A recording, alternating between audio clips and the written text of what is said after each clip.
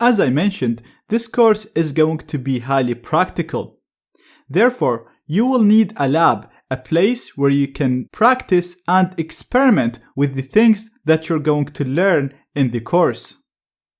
Not only that, but having a lab is essential for hackers or pen testers, because let's say you discovered a new attack, or you want to experiment with a new attack, or you learned something new online and you want to test it, then the perfect place for you to test this and practice hacking is a hacking or a testing lab. Now, to create a lab, you just need a number of computers with different operating systems, and you'll need a number of networks if you're testing network attacks, and if you're testing website attacks, then you will need to install websites on these computers. Or you can do all of this inside your computer, inside one machine, and install everything else as virtual machines. And this is what we're going to do. So let's say you have your computer right here. This is your main computer that you use every day to check your emails or even to watch this course. This computer might be running Windows, OS X or Linux. It doesn't really matter. It can run any operating system. You can keep all the programs that you love and like, and install a virtualization software such as VirtualBox. A virtualization software allows us to create a number of virtual computers inside your main computer. So we can have 3 or 4 or 5 or 10 computers all installed inside your main operating system, inside your main computer. The really cool thing about this is you will not need a number of computers. You can do everything inside a single computer. So what we're going to do is we're going to have a hacking machine. This is going to be the machine that we will use in order to hack into other machines. We're going to install Kali Linux on it, and we'll talk about what that is later on. And we're going to have 2 target machines. These are machines that we're going to try to hack into and practice hacking against.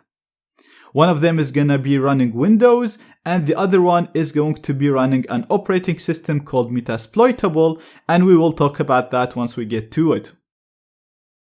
Now, it is very important to understand that you will not lose any functionality when you install an operating system as a virtual machine. You can use that machine exactly as if it's a real physical machine.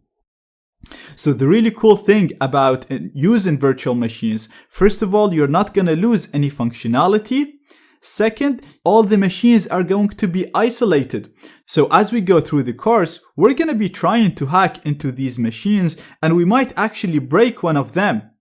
But that's fine. It will not affect your host machine. You will be able to easily fix this and go back to a snapshot of when the machine was working without affecting your main computer. The other cool thing is that you'll be able to have a number of different versions of each of these machines, and you'll be able to change the configuration easily, change the network settings, or switch between different states of these machines, and so on. So, by using virtualization, you will not lose any functionality, but you will gain so many cool features. And the main thing to keep in mind is your host machine, your main computer, will never be affected. It's completely isolated. And if we break any of these machines, nothing will happen to your precious computer that you use every day. And this way, you can always use your host machine for daily use, for checking emails, watching the videos, doing whatever you do normally, and then use your virtual machines for hacking and practicing the attacks. And this is what I actually do. So you can see I have my host machine running OS X, and I never use this for hacking. But right here I have VirtualBox, and as you can see I have a number of operating systems installed on it, and I can literally start any of them by selecting the one I want and just click on start. Now don't worry about this, I will show you how to install these virtual machines as we go through the course. But what you need to do right now is download and install VirtualBox, this program. So you can download it from this page. I'm going to include its link in the resources. And like I said, you can install VirtualBox on Windows, OS X, or Linux, so it supports all operating systems. Just pick your operating system from here, download the relevant installer, and install it. Installing it is very, very simple. All you have to do is literally double click the installer, click next, next, next, next, and it'll install it for you. Once you start it, you'll see a program similar to this, but you will not have any virtual machines here, so it will be empty. And I will show you how to install all of these machines as we go through the course. One more thing to do as soon as you install VirtualBox is to download and install the extension pack. This will give you better compatibility and it'll allow you to use USB devices on the virtual machines. So you'll be able to use a USB mouse, USB keyboard, and USB wireless adapters. Again, downloading and installing the extension pack is very, very simple. There is only one file. It's always the same file for all operating systems. It's the same for Windows, for Linux, for OS X. You just have to click on the download link in here. Once you download that, I already have it downloaded, so I have it right here.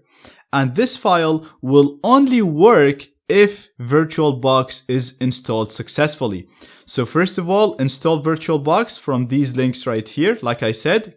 Once you download it and install it and can see a window similar to this without these machines right here, we'll see how to install these later. Then download the extension pack from here. You'll have its file similar to this file, and only then you can double click this file and it will automatically open in VirtualBox.